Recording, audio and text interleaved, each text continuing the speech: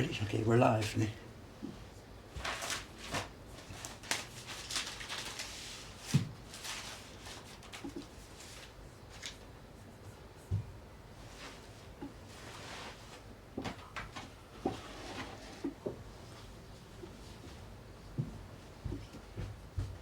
Good morning.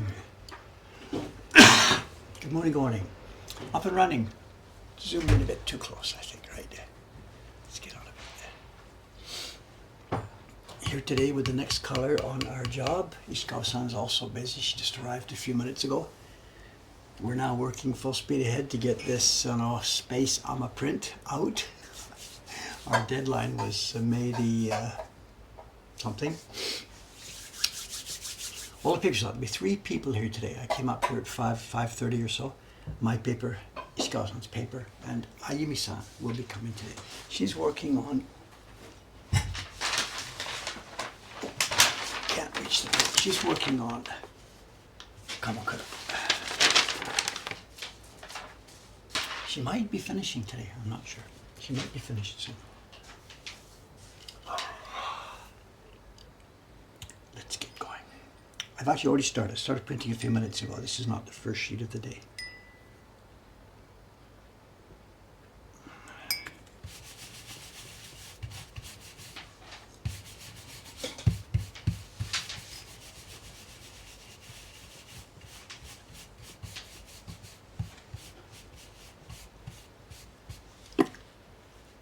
This is a dark color for the sky. The sky, it's not the sky, it's space. What do you say?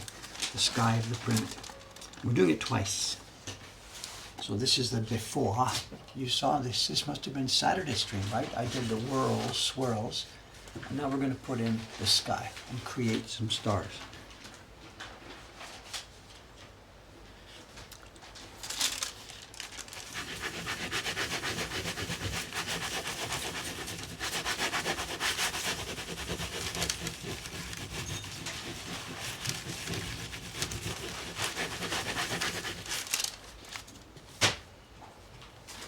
And again, we've got a bit of a wood grain issue, so we're going to do this twice. This is one pass lightly. There's bits of wood grain showing a little bit.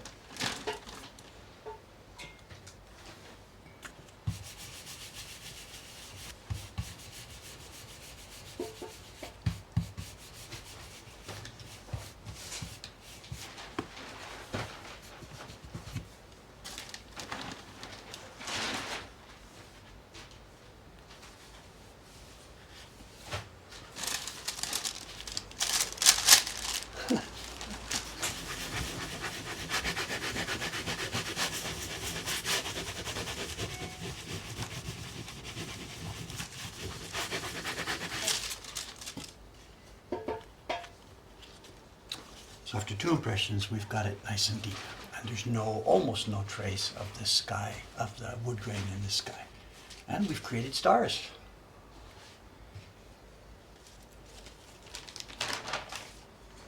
Out of the memo, can I see the book for it's a guidebook. The test printing, I did a quick test printing a few weeks ago when we first got the blocks. I passed it to Chiharu-san. And she did her own test printing. She came back with a note that said the same thing. Mokome kanari deru node, nido suri shita hou ga yoi. Kono iro wa nido suri desu ne. So she said the same thing. It was easy for the wood grain to come out. So printing it light twice helps. The reason is, when we print it once, we've got to use good, strong, powerful pressure. And the harder you press, the harder you rub, the more likely it is that the wood grain will show. If you can do it more lightly, then you're okay. The way to really show wood grain is to put not so much pigment, a small amount of pigment, and print with heavy pressure. And that will pull up the wood grain and show it strongly. We want the other way around.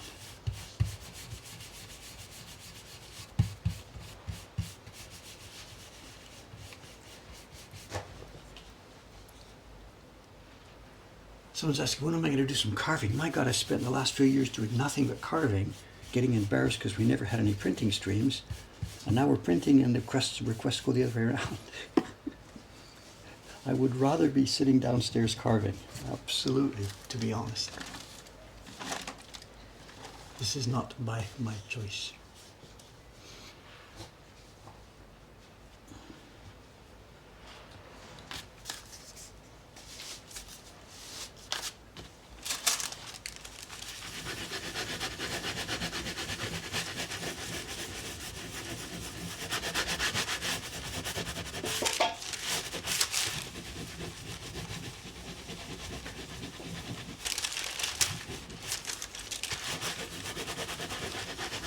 It was a steady, busy weekend in the shop, not chaotic.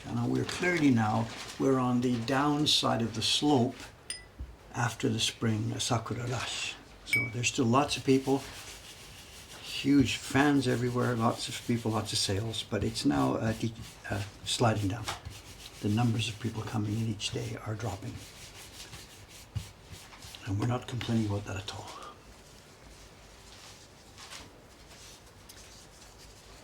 Was the candy shop print? Yes, the candy shop is of course part of this series. Absolutely, that was the, I forget, April print, I guess.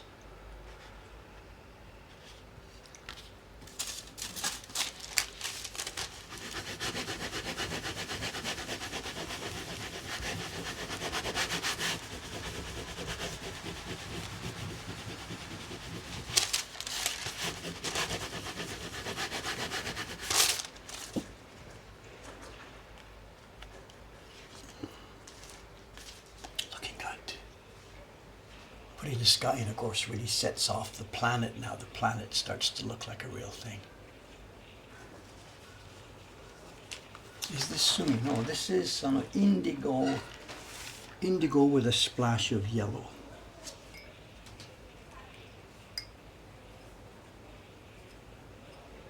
Not that you'd see the yellow, but you can see where it went in.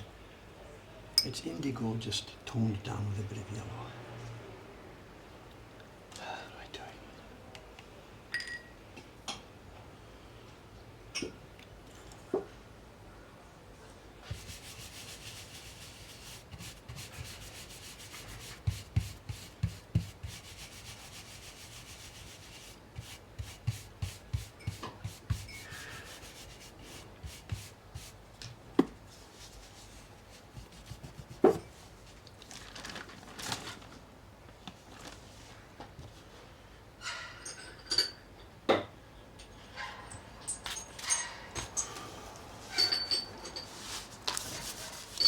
Someone says, how often does the brush need to be cleaned? Well, we clean it after each print run. There's 100 prints in my deck today. After I'm done, go to the sink, rinse out the brush. I'm a bad boy sometimes here. The girls are more careful than I am. I will tend to sometimes leave a brush at the side of the desk here from yesterday. The one I did for the planet is actually still here. I haven't cleaned it yet. So I'm a little bit of a bad boy here, not behaving as well as I should.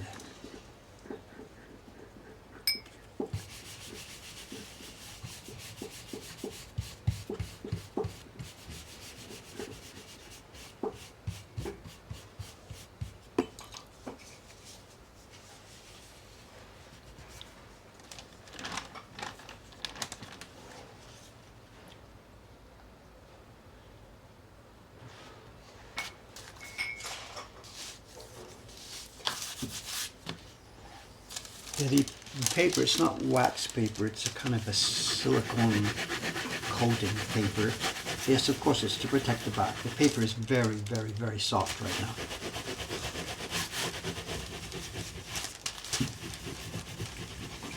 This is getting 4 rubbings. Yeah, I did the base blue tone twice. We're doing the sky twice. And 4 times on the back of the paper, it can be dangerous. And the sizing on this is a little weak. All of us, Ishikawa-san complained to me, the paper's starting to feather. I'm getting a bit of feathering as well. The sizing was too weak on this.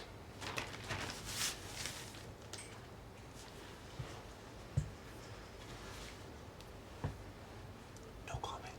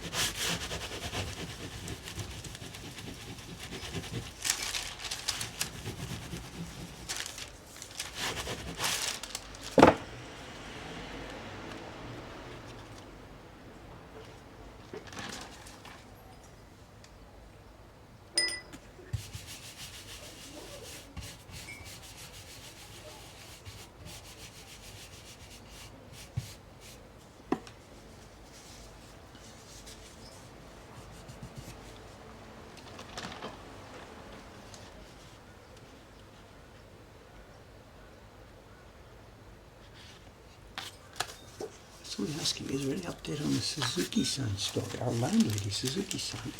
No, I don't. She's waiting for me to call her back to talk about the room over in Kapabashi. I don't have any news on that. We're just sort of postponing for a while. I'll wait a week or so. Then I'll call her back and ask her just to, that we can't really use her room just now. Looking good. Focus, focus. Focus. What's going on? Come on, camera, what's going on?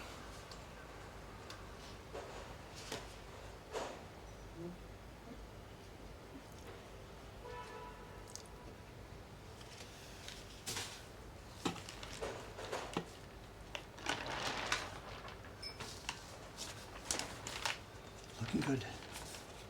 Well, that's the first group of 13 done. 13 already. I started earlier this morning. I started before you guys came.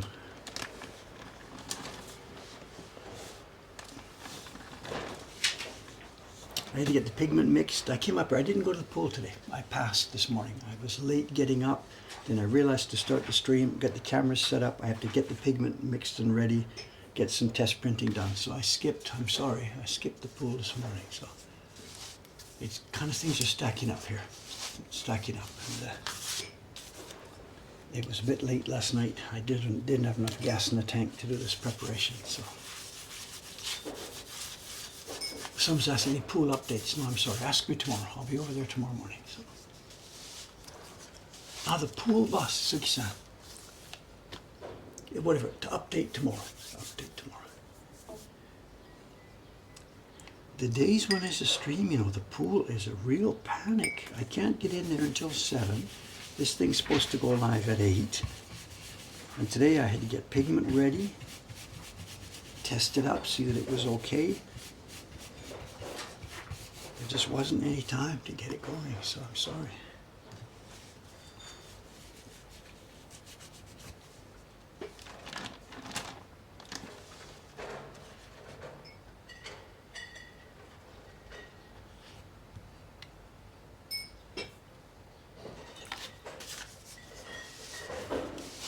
Do I own a car? I have never in my life owned a car. Never.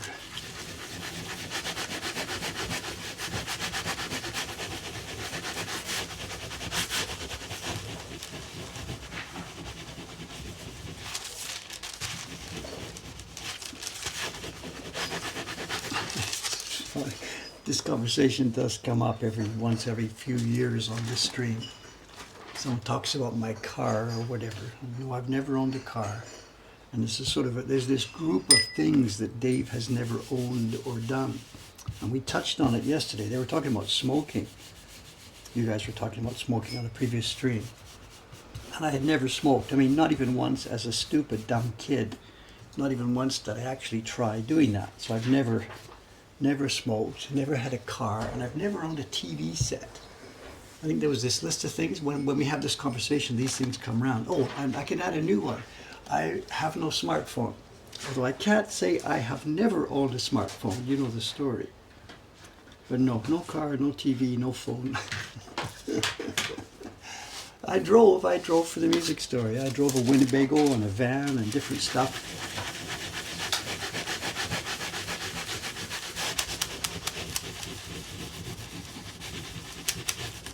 Last time I had a license, I would have been 29 years old, I guess, or something, 29 or 30, somewhere around there is when I gave it up.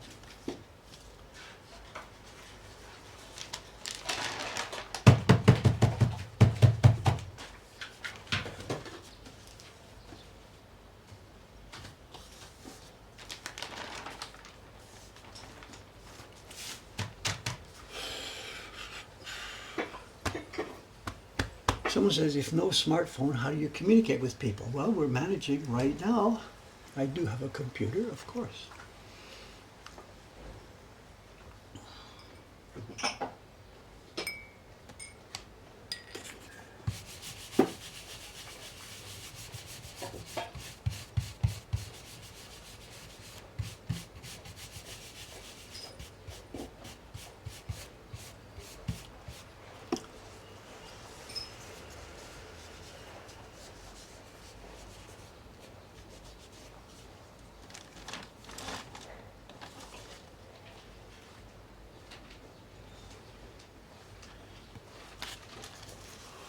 if we gift you a smartphone, will you use it? No, I don't have a smartphone because I don't want one. I have money, there's no problem. Money's not the issue at all.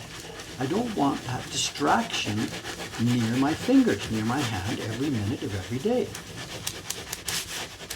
I see other people using them, and although I guess in theory it's up to you, Dave, you could control yourself, you wouldn't overuse it, you wouldn't be distracted.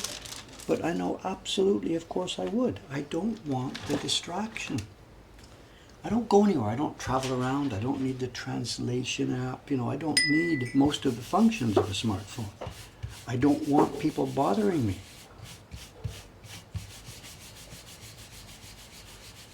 I have enough trouble focusing on life, focusing on the things I want to do, focusing on the things I'd like to get done. It wouldn't help me, that tool wouldn't help.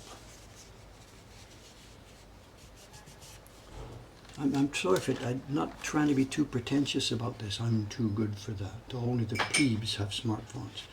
It's just simply, I know what would happen. Same as it's happening to all of you. You spend so many hours looking at that thing. I'd rather get some work done.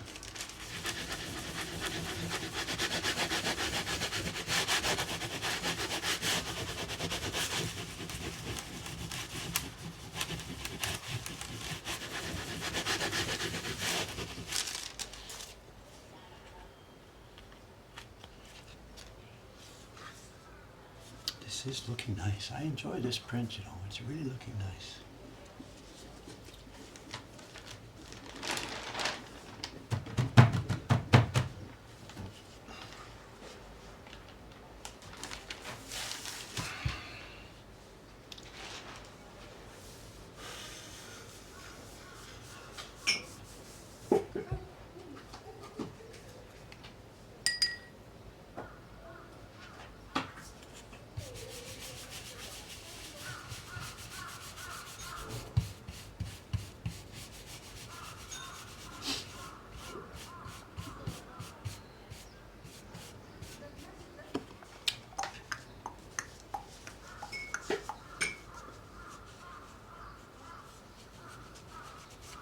Somebody's saying you'd rather the computer. Of course, the computer is a huge distraction machine, and I agree, absolutely.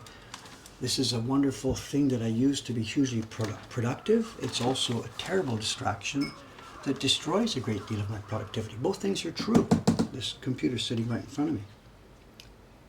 It's a question of balance. I've decided to accept the risks and downside of a computer because the positives, I think, outweigh it. Here we are, hello, using the computer. But I think, for me anyway, the smartphone, the balance goes the other way. The negatives and distraction outweigh what it would bring to me in value. So I guess it's a calculated equation. On the smartphone, it's an easy answer for me that the negatives outweigh the positives. And on the computer, although I think actually the negatives still outweigh the positives, I've locked myself into a life where I cannot physically do things without this computer. So yeah, there's a bit of a paradox involved, and maybe I'm being a bit, what's the word, when you say things, hypocritical. But those were my calculations.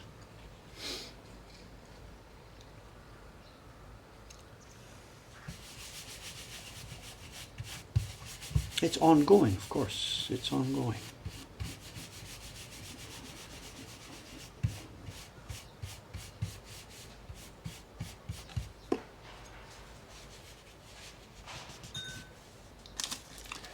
Those of you who have been hanging around the stream for a few years know that a few years ago I did buy a phone, unquote. I bought a burner phone. I was in Canada and I wasn't able to get back into Japan. The Japanese government made a rule that everybody had to install a certain app to be able to get through the border to get back into Japan. So I bought over in Vancouver a burner phone, installed the app, got back to Japan, found out that I didn't even need it, cruised through the lineup for manual, put the phone in the box and put it in the back of the closet. So Dave does actually, quote unquote, have a phone. I don't really know where it is. And it must have died by now. It was a $50 crap phone. But it's there in a box in the back of the closet. So people on the street there, they know Dave actually did buy a phone at one point.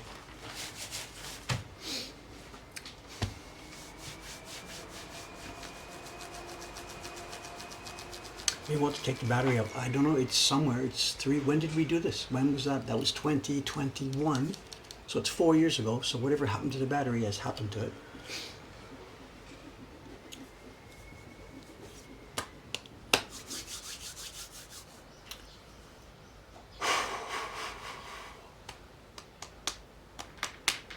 Have you ever been to any Grateful Dead shows? No, I'm sorry. Back in the days when I was doing things like that, going to rock concerts or whatever, back in the day, we're talking a very, very, very long time ago, back in the 1970s, I don't think I would have been interested in that group particularly. And sort of honestly speaking, I don't think I would be now even either.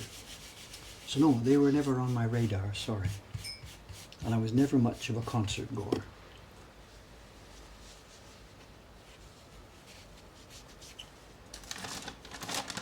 Concert goer, show goer, concert, whatever they're called, rock concerts, I guess.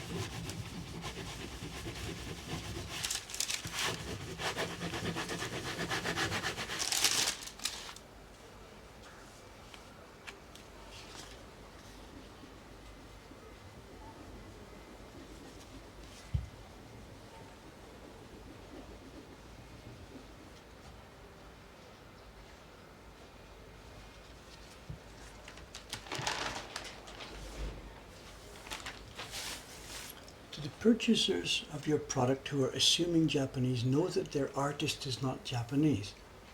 You're done with the current series we're making, this series. Well, the people who ordered this series clearly knew that the artists are French. You couldn't get through the order page without reading the description of the series and the knowledge of what it is. And also, when we send the prints, every print comes with a descriptive folder telling what it's about and what's going on.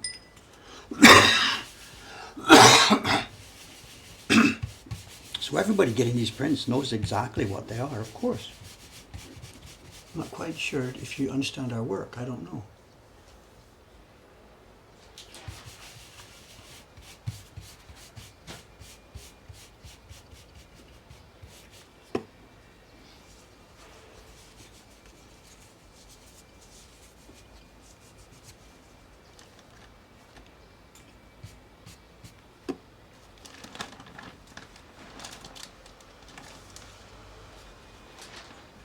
If you're thinking about Japanese people who buy our prints and would be surprised that it's made by a non-Japanese person, that's not an issue. We don't really have Japanese customers per se at all.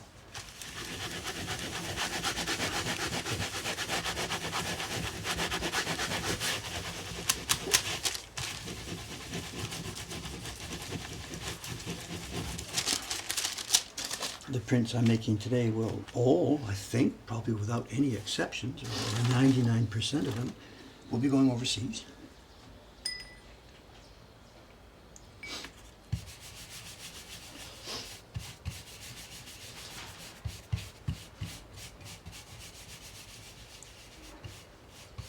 Do I have anybody that's been following you since my first subscription series? No. Remember, I started this in 1989 with those poets prints, and we only had 7 subscribers the first year. They were all Japanese and they were interested in the poetry, things like that. So those people are no longer with me now. There are a bunch of people who have a whole lot of all the subscription prints that we've made. But there's nobody that has everything.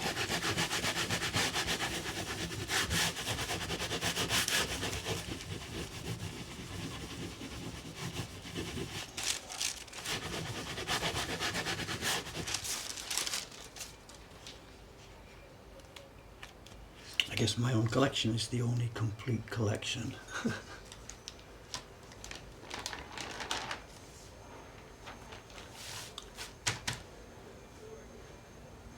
When did Jacques? Jacques started in the Surimono album years. That's at the end of the Poets. He wasn't involved at all in the Poets series. He wouldn't have known about it. It's pre-internet. I started that in 1989. There was no internet then. This was all a local thing I was doing. I got on the internet really once the Poets series was finished, and I started up the Surimono albums. That's when a website came up and overseas people started subscribing to the work. And that would be 1998. I think the website went open in 1996. And I started selling prints, the Surimono albums. It would be 1998, I think.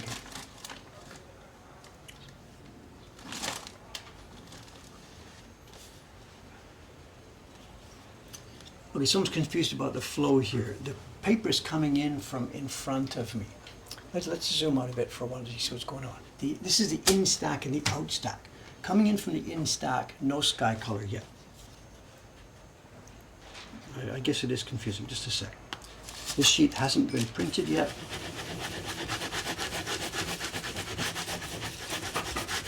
And now it's a bit dry because I stopped and talked. Ugh.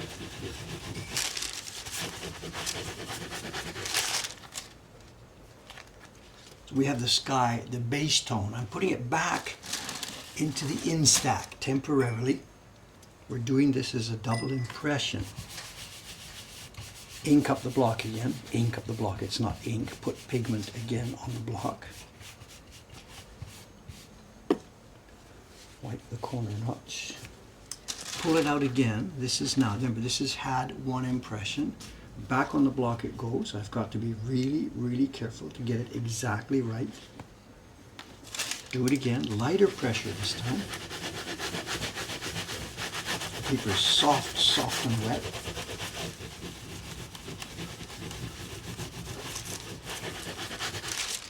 Peel it off carefully because we're getting a little bit of feathering. Looks good. There we are. That's a double impression. That color is now finished, and it goes to the out stack off to the right. So in stack, print, back to the in stack, print, off to the out stack. I'm sorry if it was confusing there.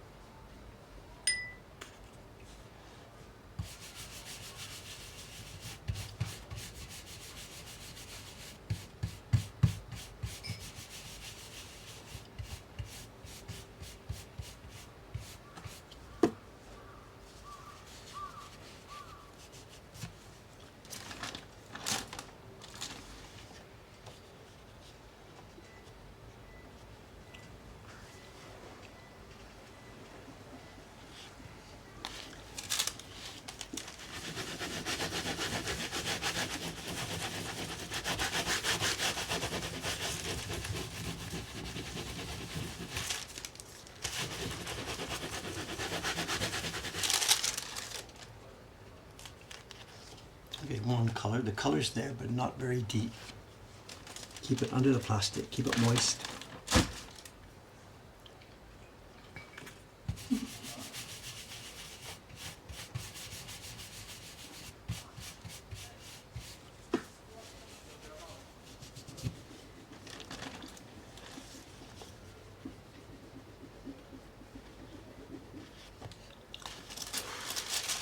What's this? We'll get him to show you after he's done 2 impressions.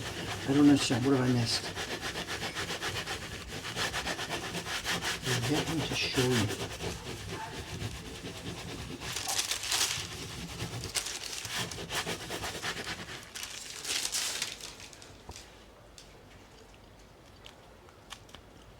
I don't understand. Before and after we did. together, you mean?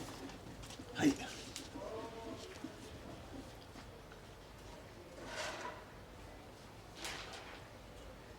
いいですか?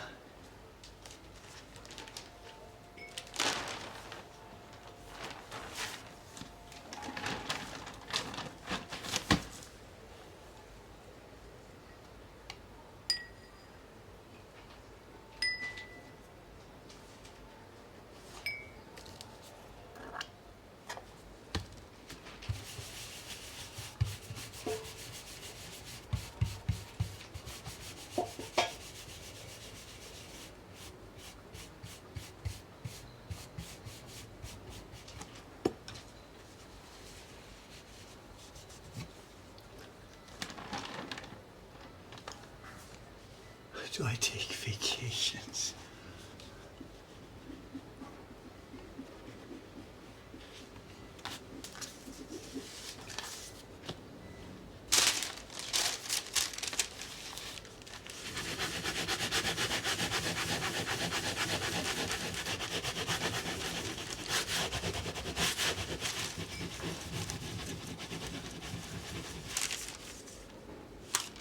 Oh, slipped. Oh, ho, ho.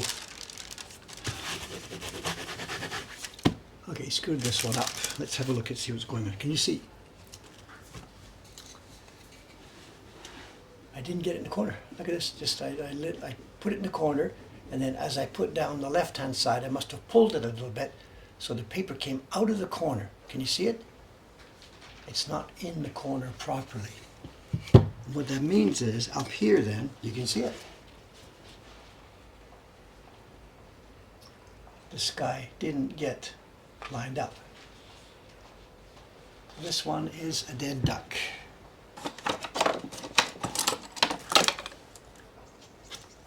I'm going to keep it in the stack because I want to keep the flow, I want to keep the count, I want to keep the pattern of how many sheets are in there. I'm going to keep it in there, but it won't make it through. If I had scissors handy, I would cut the corner, but I don't have scissors handy. Don't distract me.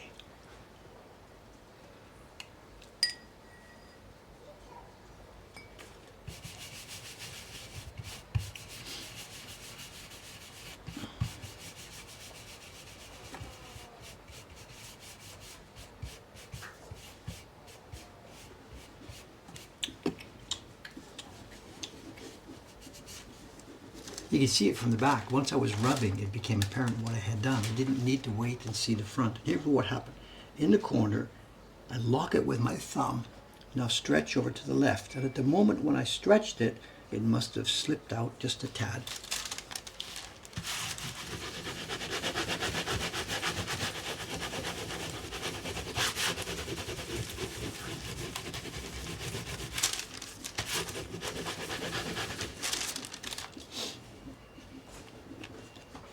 This one is okay.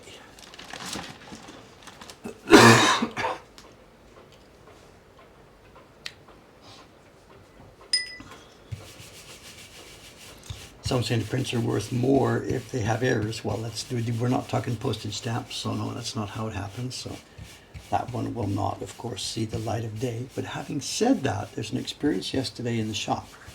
I knew this was coming because the girls, it would have been Ayano-san or Naomi-san, who had been doing emails with customers. They tipped me off and they said there will be a customer coming back to the shop one day this week. And he's going to bring with him the great wave that he got. He waited years and years on the waiting list, got his great wave, and was disappointed. And he sent some photographs.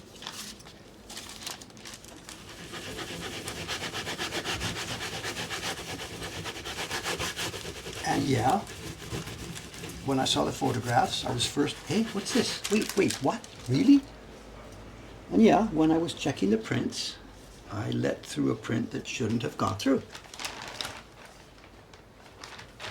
I don't have it here. Maybe I'll ask the girls. They've still got it downstairs. Because what happened yesterday, they arranged with him to bring it back. He was traveling to Japan anyway. And he said, Mo, instead of sending it back, tell you what, I'll be in Japan in a few months from now, so can I bring it with me for exchange? This kind of a story. So the girls teed it up with him. They prepared a new one, got it ready for him in the shop. And yesterday he came in. And I knew who it was because he's walking down the street towards the shop carrying an open crate wave in a package. There's no awkwardness. He wasn't upset. He wasn't angry. He had just said, I think I got a problem with my print. What do you think, Dave? And we looked at it, saw that there was a problem, and said, yeah, no problem. We'll swap. Shall we send you another one, whatever?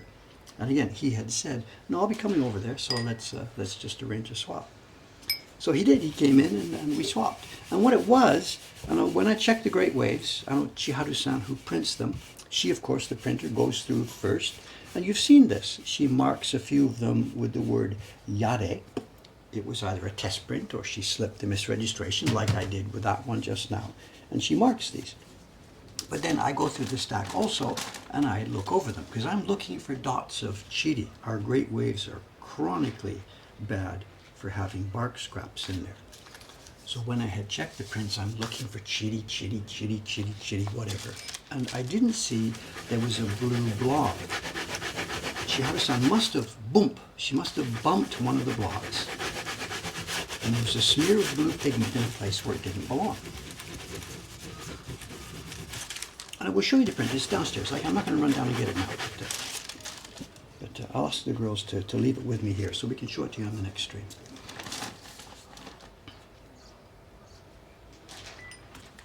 So he came back yesterday walked up the street with his print in hand.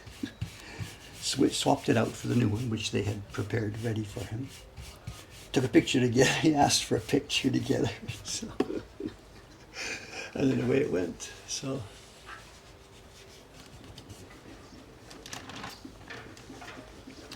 yeah, we're not infallible. We're trying to keep a high standard, but of course. You know. Yeah, people talk about monkeys. Yes, of course.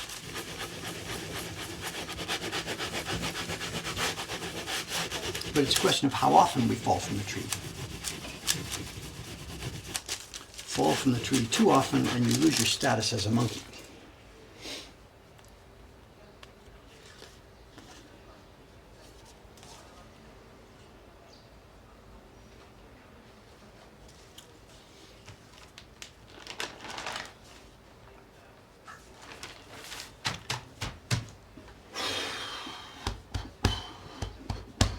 Where's the spoon? I know the broken spoon thing is here. This morning, what I'm doing, I was wondering if someone was going to ask about that.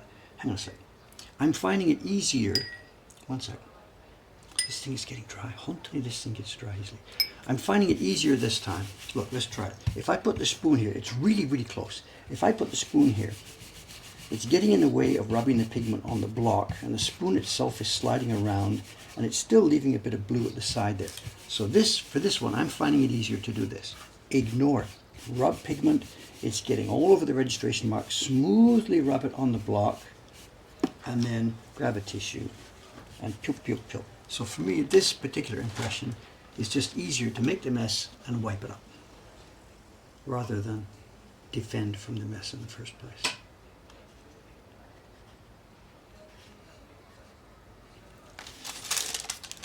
That's my story.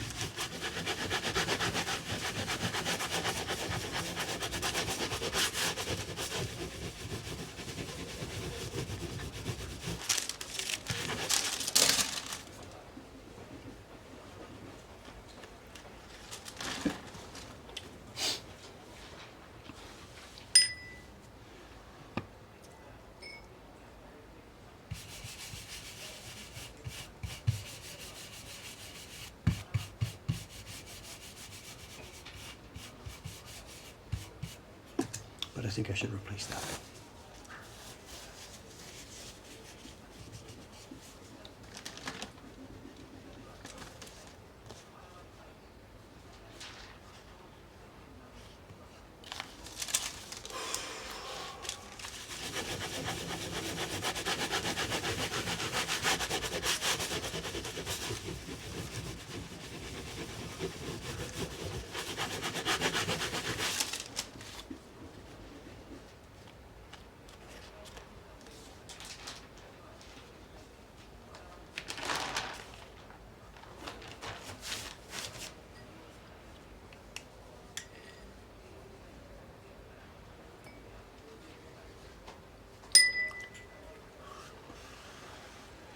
Someone's asking about the craftsman's meeting. Did I have any luck headhunting printers?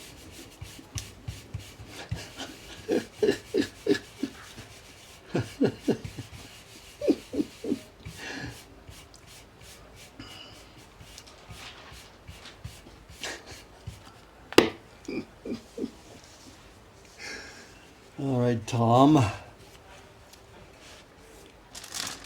Craftsman's meeting. The first one I would have gone to would have been back in, I don't know, 1989, 1990, somewhere around there.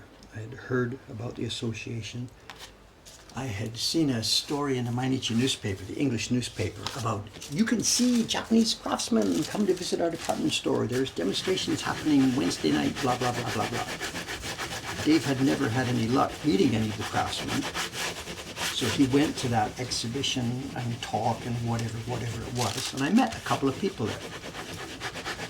I met a couple of actual craftsmen in the flesh. They were sitting there demonstrating for the department store crowd. It was Matsuki-san the printer and Ito-san the carver. You know, Ito-san the carver who came into my video. Whatever, we talked. Matsuki-san invited me to his home later. He said, come on over, visit me later in the week. I did. One thing led to another. He said, why don't you come to one of the craftsmen's meetings? I did, and they let me join. This would have been, I don't remember, 1990, 1991, 1992. I don't remember the exact date, somewhere back there. So I joined, they let me in. They said, you know, there's no work for you. And I said, it's okay, I've got my own project. I'm making these little poets prints, blah, blah, blah. I just want to meet people and chat and put my ear to the ground. And they're like, yeah, sure, okay. There were 2 or 3 men in the group who didn't want foreigners, outsiders in. I don't need to name names, they're long dead now. But overall, the group was warm and welcoming. They were happy to have somebody who was interested in their work hanging around. And it wasn't going to cost them anything, nor was it going to take away work from them. So I became a member. It's the Tokyo Mokuhankan Koge Kumiai. And I got the pin for my suit, somewhere in the drawer. And I got a little hyosatsu, a little kanban that went on the outside of my house. It's now in a drawer. Anyway, so I would start going to the meetings, and I don't have an exact count because I didn't count at that time. We used to have the meetings at the Yayoi Kaikan up in near Ueno Park, near Shinobazu Pond. And they rented the whole hall, and there would have been, I don't even know, 1, 2, 3, 4, 5, 6, 8 tables or something. Each table had 8 or 9, 8 people, 9 people, circular tables. And up there's the head table with the kumiaicho and all that kind of stuff. And way at the back, the table with the few younger people in. So the meetings would be 60, 70 people, I don't know. I didn't count. My name went into the Meibo, the list of names of the thing. And there we have it. And for years, I dutifully went to the meetings and chatted with people and just, you know, did this and that. I never participated in the work projects that they did. They didn't want me in those things, and I'm fine. I had my own independent projects, as I have had all the way along. This is all for want of an introduction. The point being, when I joined, this would be 1991 or something, I'm 40 years old. I was perhaps the youngest person in the room, or close to the youngest person in the room in those early years for most of those things. The guys up front, Ogura Hanbei, you know, the older carvers and printers, names that are legend to us. Now, I can skip all the intervening parts of the story. I went to the meeting on, what was it, Saturday night. There were 13 people in the room. And I can't say I was the oldest one. There were 3 of us, myself, Asuka Motoharu, and Numabe Shinkichi, the printer. We were all born in the same year. I was born in November, they were born earlier, so I'm probably the 3rd oldest person. But the point being, I sat at Asuka-san's, he was running the meeting, I sat next to him at the head table.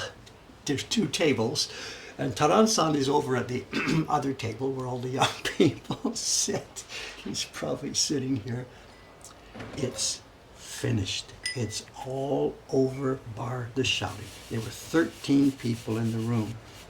I wouldn't normally have even been there except that Asuka Sensei said, Dave, get over, please come, please come, please come, please come, please come. When I did come into the room, Asuka Sensei's face lit up. Oh, you're here, good, good, good. He'd had a bunch of cancellations. The kumiaicho, the president of the association, didn't show up. Canceled. Don't feel so good today. Phoned in and said, I'm not coming. That's what it has come to. I did. I wet the block. So it's toast. It's toast. It's all over. Part of the discussion was, Asuka Sensei put it to the room. What do we do? What do we do? What do we do? What do we do? Now, none of this is really much to do with me, because over the years I have bit by bit separated from this group. And when we sat down the other day to dinner, when we finally sat down, 12 people, one came late, we all sat down at my table, myself, Asuka Sensei, and Numabe-san. We know each other, we're friends, we work together. I respect their work hugely. Asuka Sensei is a wonderfully skilled carver. Numabe-san is a Top Gun, capital T, capital G, Top Gun printer. These people I respect. But also at the table with me, at the older dude's table, was this person, and this person, all of whom have asked me for work from Mokuhankan. In the years since we became a publisher, these guys have asked for work. Needing workers, I have given sample jobs. And those three people all, when the work came back, I said thank you, I paid them for the work, and I can never use them again. Because the concept of what a finished print should look like is kind of different. So this is one reason why I have not been going to these meetings, because our organization here and the way we think and the way we do things has diverged over the years from the group of craftsmen here in Tokyo. I can't really talk too much more about that. It sort of sounds pretentious. We're making wonderfully perfect prints. They are not. But it's diverged. It's diverged.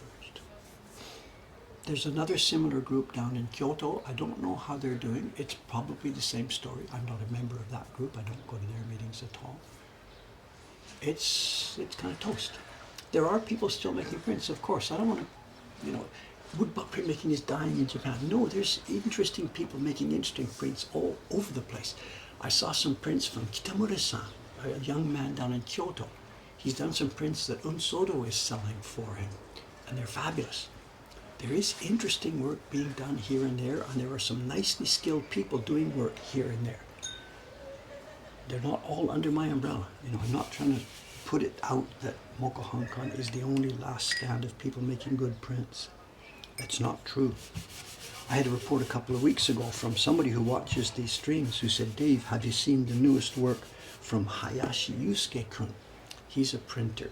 He used to work for the Watanabe Workshop years ago, and I've heard now that he's done some work recently for the Watanabe Workshop. And the correspondent, the person who said, Dave, this is fabulous, fabulous work. Like, as in, go and get him. So please don't misunderstand what I'm saying. The story I tell you about that Kumeai meeting makes it sound like Mokuhankan is the last man standing and everybody else is no good. That's not true. Please be careful with what I say. I only describe the part that I know. There's lots of stuff going on all around me.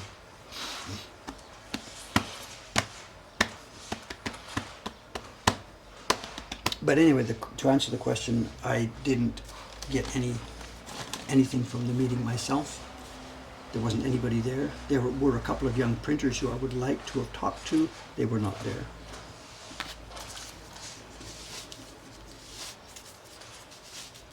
Yeah, the ukiyo-e from Crayon Shinchan. This is Hanzo Publishing.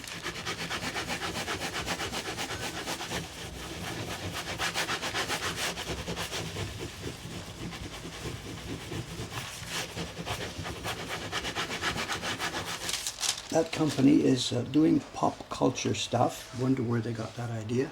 They've jumped on, and they are licensing. They have licensed those characters from the manga company. And they're making some woodblock prints. And the prints would have been made by people in the Kumeai. I think that might have been carved by Sekioka-san, maybe printed by Tetsui-san, I think. Young Tetsui-san, who's a decent printer. I think he's the one who did that job, the Crayon Shinchan print. There are people out there doing decent work. Can I headhunt them? It's not so easy.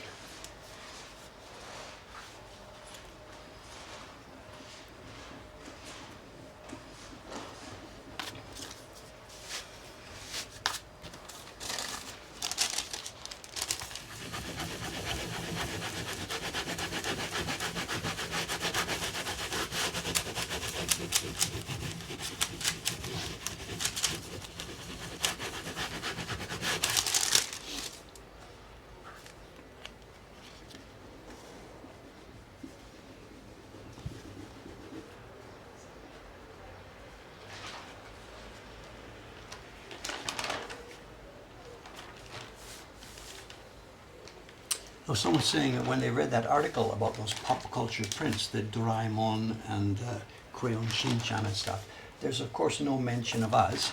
There's two reasons for that. One is that article was a puff piece for that publisher, Hanzo, the publisher. And of course, they're not going to mention my prints there, nor should they have. Nothing to do with us. But the other big difference there, remember, and this does not reflect well on me actually, that publisher, Hanzo, who is doing those pop culture prints, Doraemon, etc., they're licensing. They've made a contract with the owners of the characters, and the owners of the characters have specified, you must use this color, you must not distort the character, this must be an absolutely good replication of our character. It's a normal licensing deal. So what these people have done is they've pasted the original character into a traditional classical ukiyo-e print, like the Doraemon one. They've got the Great Wave, and they've copied 3 or 4 of the Doraemon characters from the manga, color and expression absolutely sonomama, and put them into the print. And they're paying a license fee for this.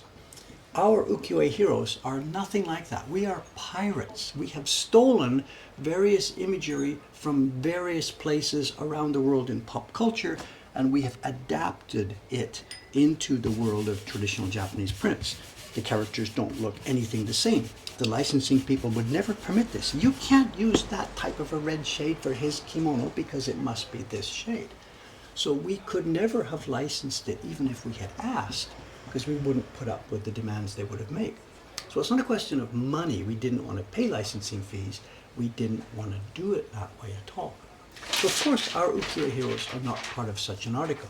We're pirates.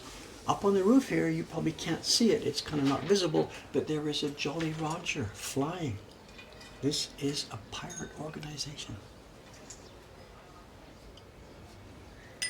Arr.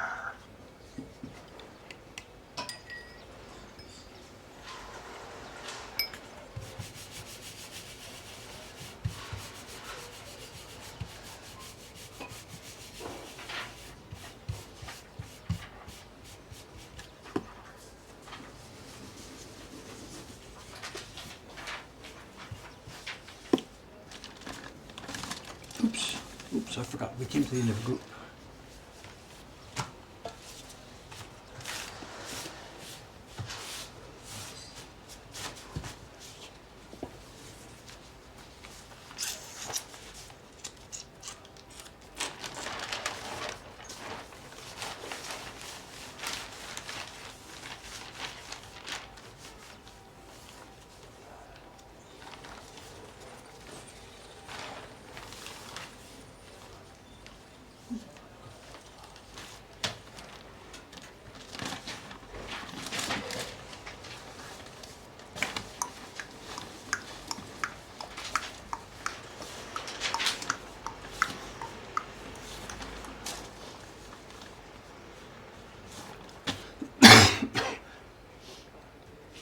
It's already had pigment rubbed on it, so we just got to freshen it.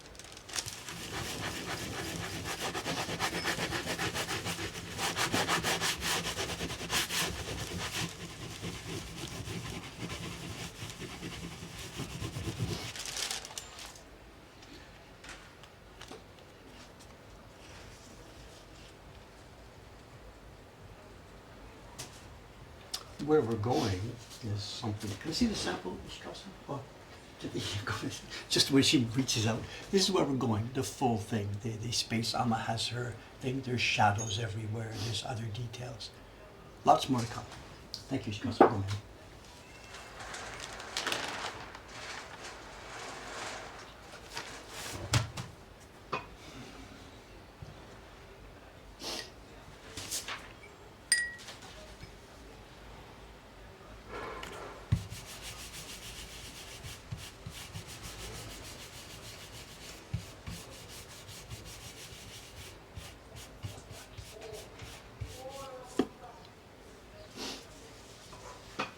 Can I comment on the small red symbol in the bottom right? Oh, yeah. It's Atelier Cento's mark. It's the little waving steam Cento mark that is Atelier Cento's mark. We talked about this in the story for this print. I had realized out of the blue one day, after publishing I think 4 of the prints in this series, I had realized that we're putting the carvers and printers' names on them, but there's nothing on the print that identifies who designed it. In the case of the Ukiyo-e Heroes prints, they all go to Jet for signing. But for these Atelier Cento prints, the schedule and financial reasons and tax and tariff reasons don't allow us to send all the prints to France for signing. So there's nothing on these prints that identify who designed them. And I realized this after 4 months into the series. So I talked to them about this, and we came up with the idea of using their little mark, their little Cento mark, and we're putting that in these prints from now on. So the first 3 or 4 prints in the series don't have it. All the rest of them from now on will have it. And when we go back later and print more of the earlier ones, the rocket ship and the galaxy, we will put the red mark into those. So we didn't really intend this, but it's going to turn out that there will be a bunch of different prints on the market. The early first editions of these things won't have that red mark.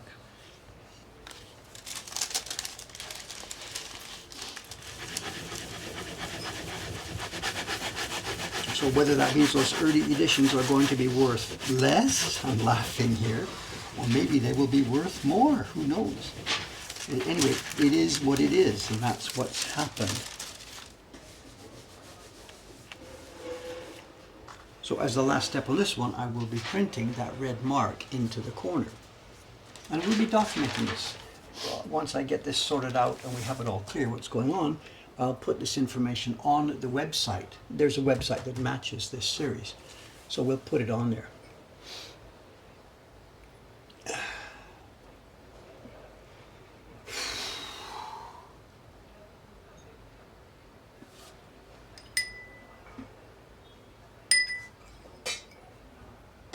I missed the swim this morning. You know, I'm stiff. I didn't swim. It's a bad boy. Beginning of the end. Slippery slope. Down, down, down we go.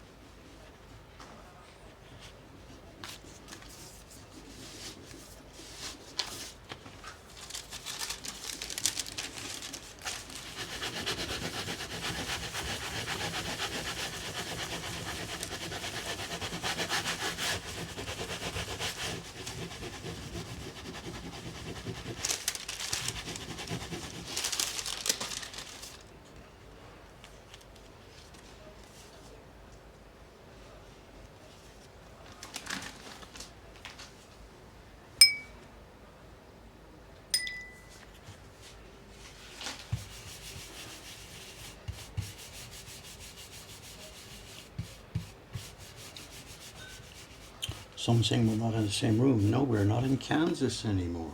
Total. We've moved up in the world.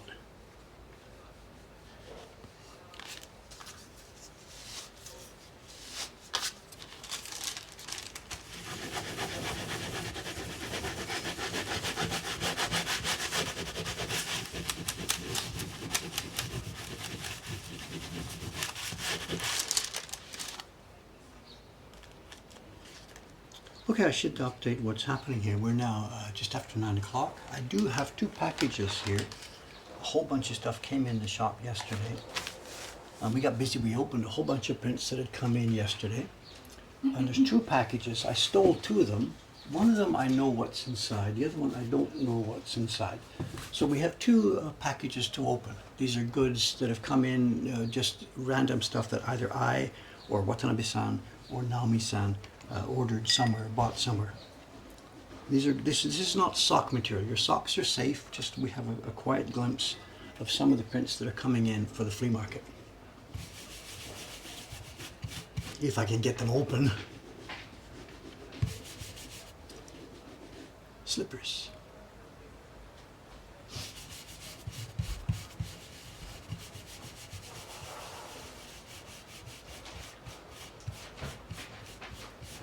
I'm saying to me, she opened the freezer. おはようございます。冷凍庫から今なんか出した？DF ああ、そのテストですか？じゃなくて、あれやろうと思ってプレス。あ、プレス、そうかそうかそうか。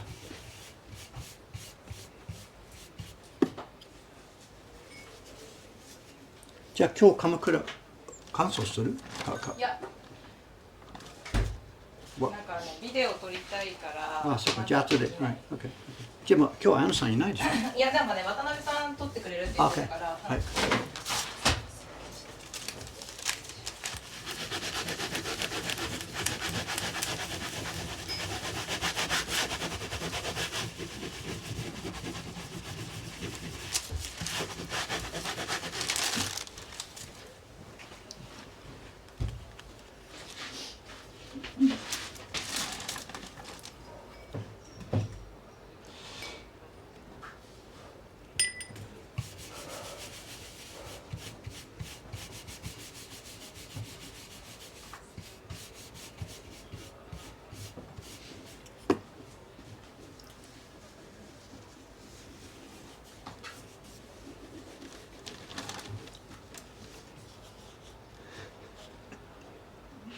No lunch lady today. This is Ayumi-san, one of the other printers here. So we got 3 of us working today, which makes a full house here.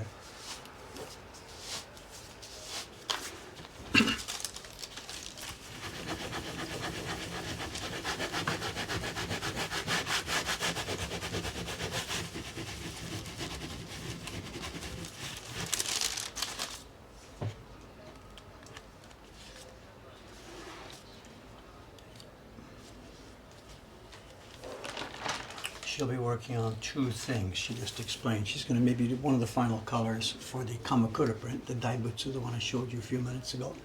And then she told me she's going to be putting her paper through the press. She's going to be doing a batch of these same prints that we're doing. She's got, I think, 50 copies to top up our stock.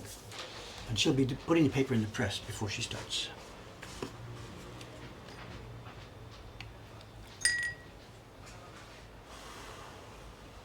No, Sadako won't be here at all. She's only ever here on the weekends. She does weekend shift, Saturday, usually Saturday and Sunday.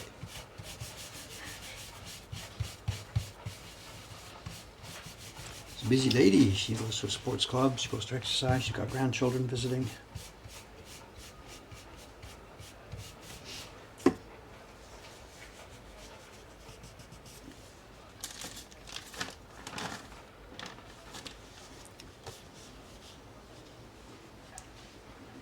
Someone says, am I settled into the printing? Not at all. Not even remotely. Not at all.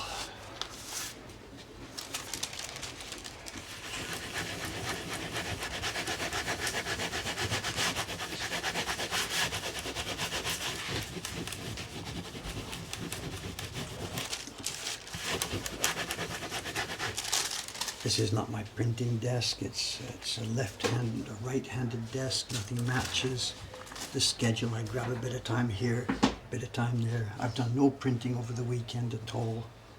What you saw me doing Saturday morning, this is just the next step following on.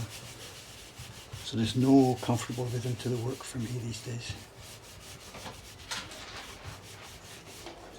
I had a plan last night to come up here and print to get ready for today's stream so that I could have gone to the pool, but I just didn't have enough gas in the tank. I couldn't do it. So.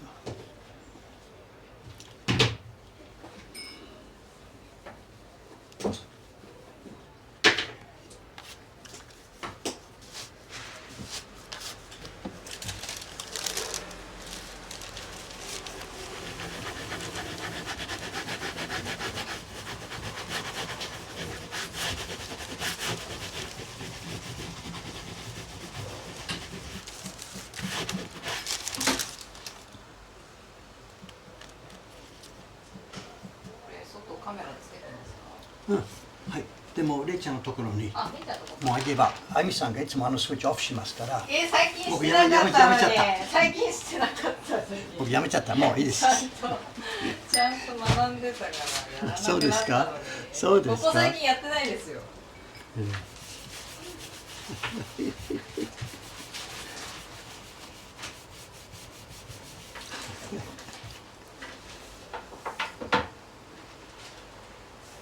Someone's saying, can we get a closer look at the print? You mean? Yeah, just a second.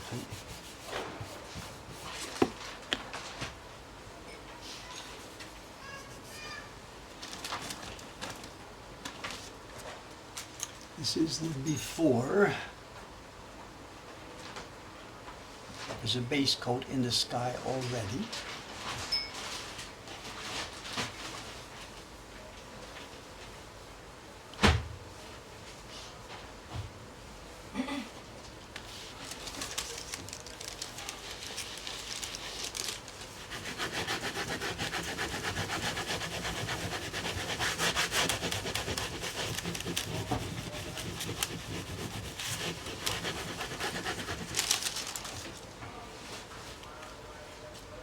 This is one color, not deep enough, not rich enough.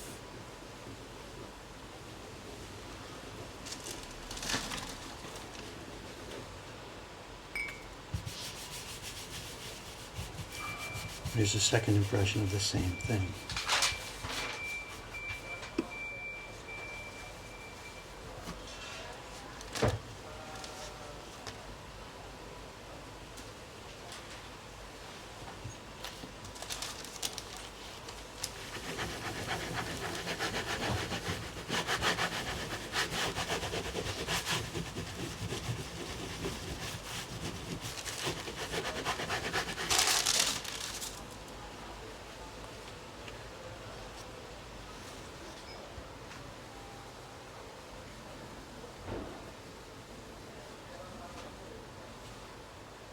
Ready to go.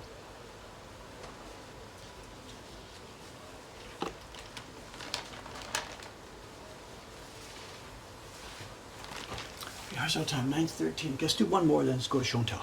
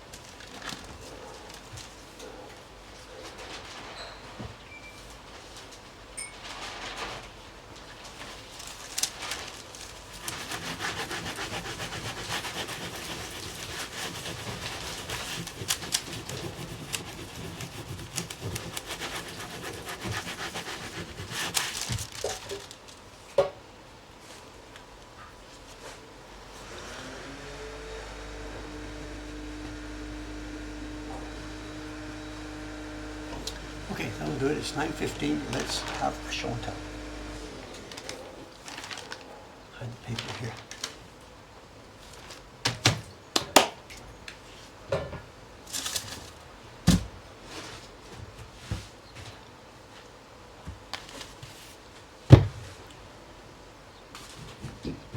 Okay, there's two packages here. One I know what's in. Ami-san, ちょっとナイフ。ちょっとThank you.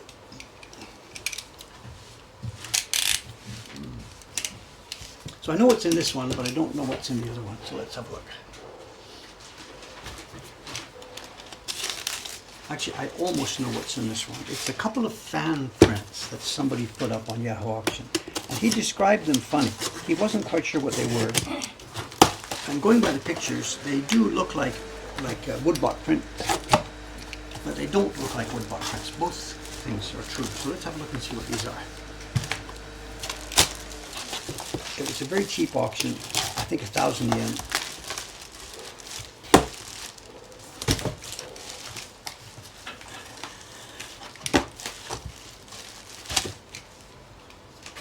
So we took a flyer to see if we could get a couple of woodblock prints out of it. Maybe yes, maybe no. Let's see.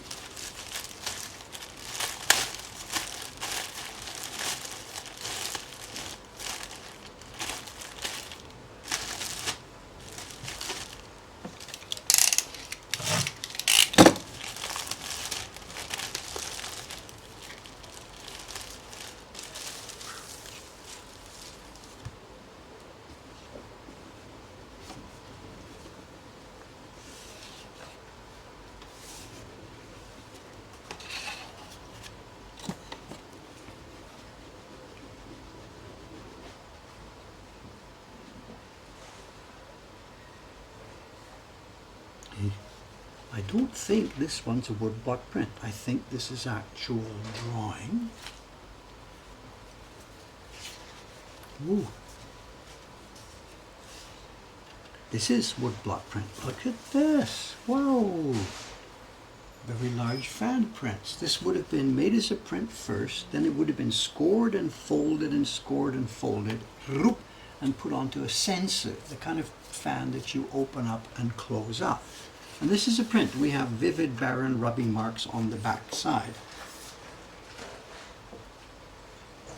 And that first one, I'm suspicious. It's really hard to tell sometimes. I think this is a drawing. Ami-san, ちょっと見てください。版画じゃないでしょ。こっちの方は版画ですが、これ裏にバレン数字も入ってますし、色の重ねありますから、あのものは版画じゃないと思います。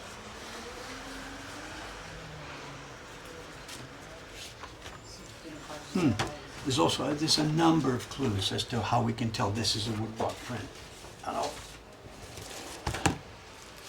Number one is that on the back side, there's rubbing marks from the barren. I don't know if you can see them where you are, but for me it's absolutely clear there's striations. Second is there's places where two lines are like this and it doesn't double up the color. When you're doing it with a brush, you do it once, you do it twice, and there's an area where your brush has hit it twice.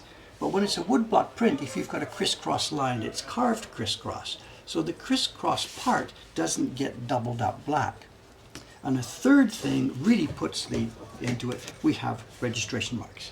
Can we see this? Here we are, look at this. There's a corner notch here and a little flat notch here. And this is where this sheet would have gone onto the wood block in this form, into the registration mark, into the mark down, and printed. And it might have been printed on a big flat wide board, or the board might have been a smaller board just with part of the image. But this is cool. It's old, old, old. I have no idea what an actual date would be. It's too bad it's been folded. We can see why. And there's no way I can read, oh, maybe this is why we've got this. Yeah.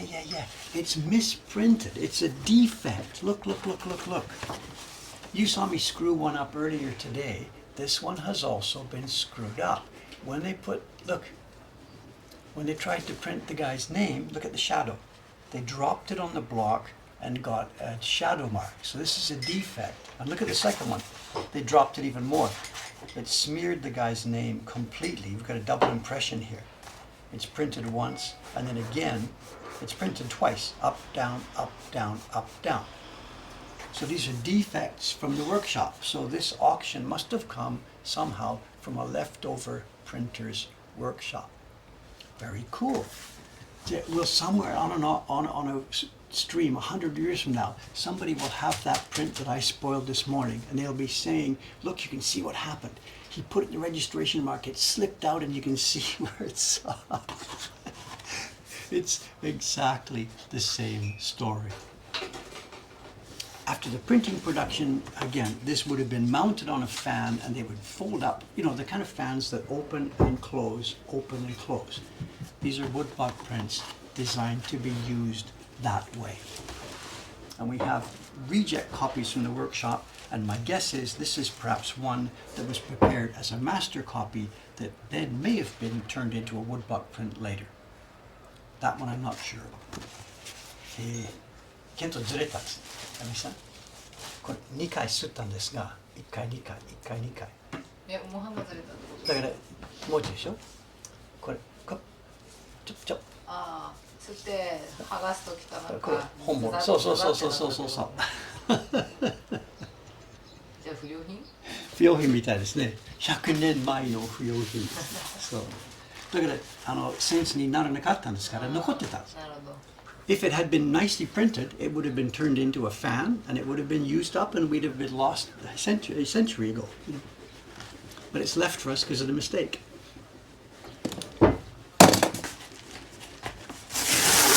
This one, I don't know.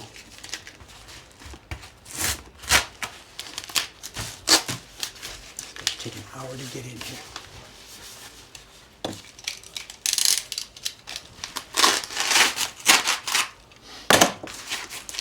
Someone's asking about the last ones. Will they go in the store? If it had been a normal fan print, it would have gone in the store. That's what we bought it for. But that one with the defect, that's too much of an interesting story.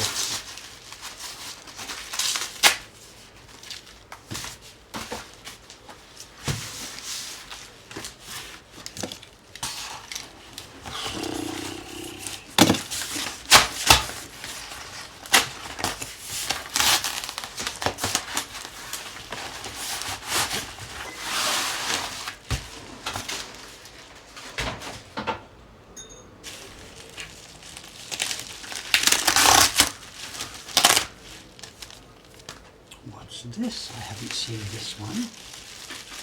Let's get in there. How do we get in?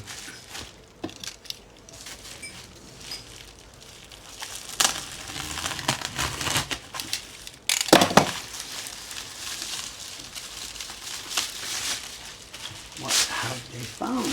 I don't know.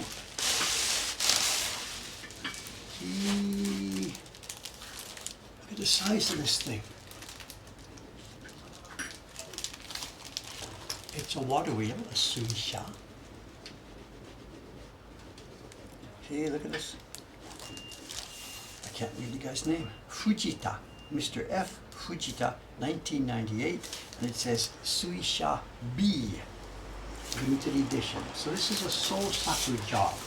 The kind of prints where one person designs and carves and prints all by himself. This is not a workshop type print, the kind of print that we make here ourselves.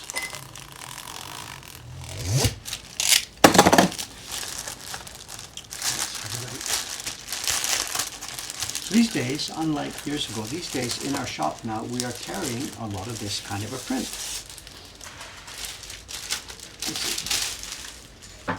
Let's have a look at this.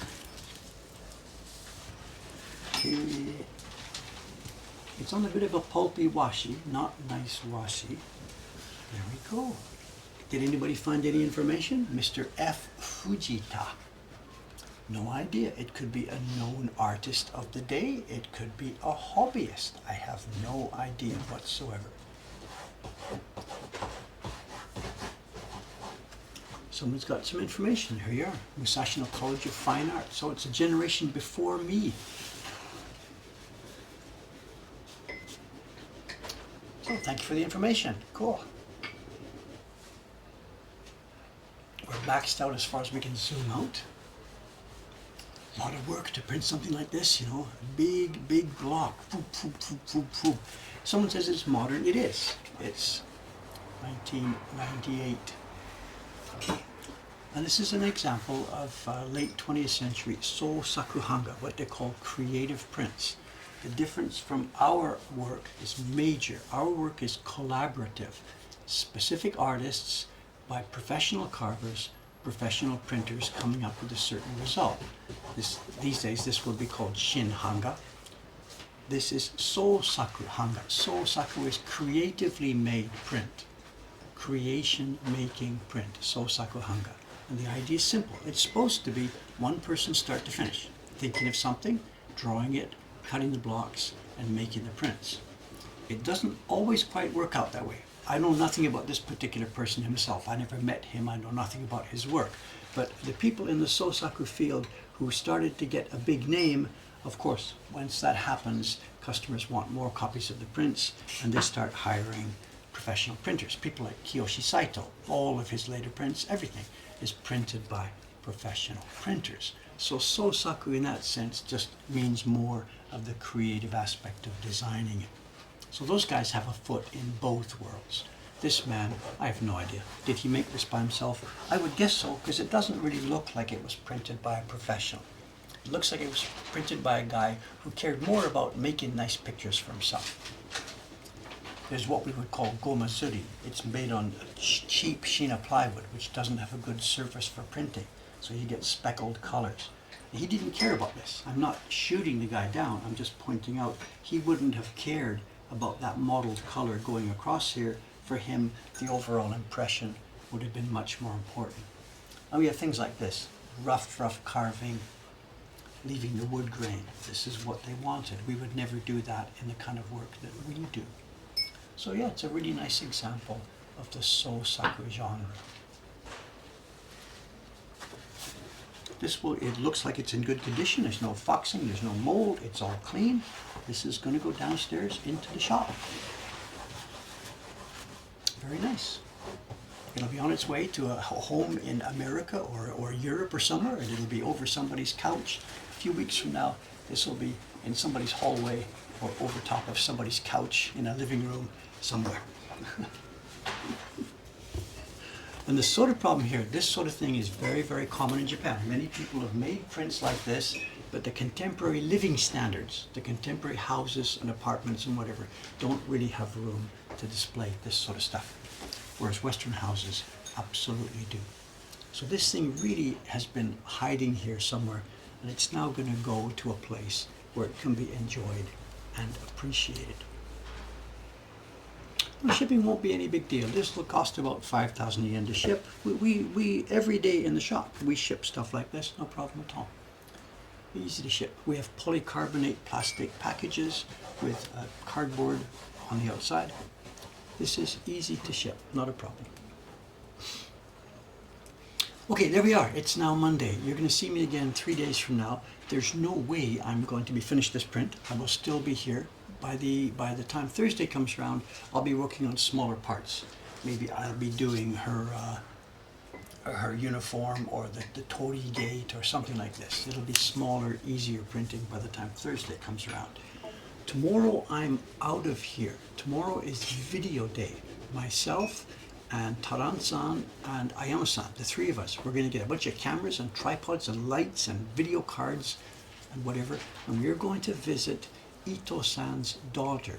Ito-san being the carver who appeared with me in Remembering a Carver, the video that really exploded our work and changed our life. This will be part 3 of the video series. I'm going to chat with his daughter to see what she remembers about her dad and life. It won't be on YouTube Wednesday morning. Please, we're just going to get some stuff in the can tomorrow, and later on I'll try and find some time to organize it.